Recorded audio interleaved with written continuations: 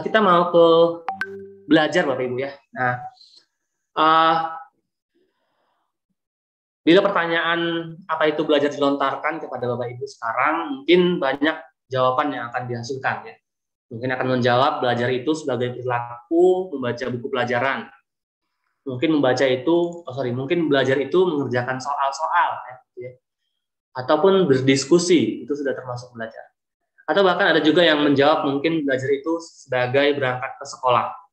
Jadi bila tidak berangkat ke sekolah, maka tidak belajar. Jadi mari kita refleksikan kembali makna belajar tentang mengenali miskonsepsi Ibu tentang belajar. Banyak miskonsepsi tentang belajar yang perlu kita, ini jadi keterampilan juga, kita boleh mempelajari miskonsepsi. Ya. Miskonsepsi yang pertama tentang belajar itu hanya untuk ujian, Bapak Ibu. Nah, ini miskonsepsi tentang belajar yang pertama. Belajar hanya untuk ujian. Nah, murid-murid kita sekarang hidup di abad 21, di era digital ya gitu ya. Sehingga soal-soal yang ada di buku, soal-soal yang ada di LKS, semua itu bisa mereka dapatkan jawabannya.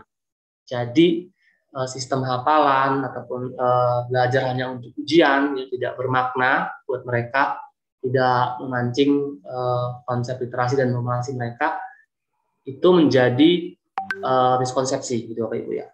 Nah, ini miskonsepsi yang pertama. Lalu yang kedua, kendali belajar berada pada guru. Nah, ini tadi ya, Ibu, kalau penentuan tujuan belajar ya, ataupun penentuan penilaian ya, di sini juga ada miskonsepsinya, penentuan belajar, penentuan penilaian itu masih sepenuhnya ada pada guru, itu masih miskonsepsi ya Bapak Ibu ya. Sehingga kita perlu refleksi kembali bagaimana sih agar kendali belajar itu ada paling besar di murid gitu ya. Kendali belajarnya di mereka yang memilih media, apa yang mau mereka tampilkan, apa yang mau mereka presentasikan, apa yang mau mereka cari ya. Lalu miskonsepsi selanjutnya, masih banyak juga kita yang menganggap murid itu memiliki kebutuhan dan minat belajar yang sama. Jadi kita memberikan instruksi atau cara itu masih dalam satu cara yang sama. Ya, ini masih miskonsepsi juga. Kita mengira bahwa kebutuhan belajar mereka sama, padahal tidak.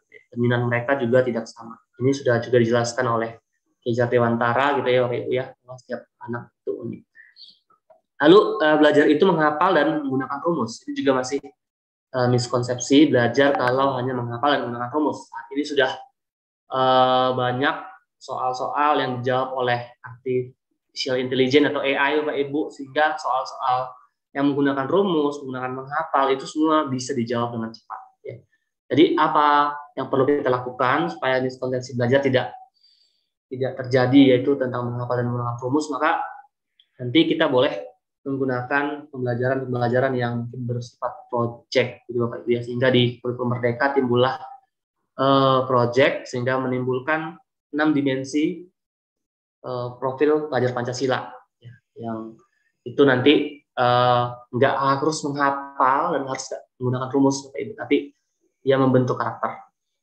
Lalu keberhasilan belajar ditandai dengan nilai angka terstandar. Nah, kita seringkali belajar itu ditandai dengan nilai dan angka. Hanya nilainya 8, nilainya 9 dia sudah belajar gitu ya.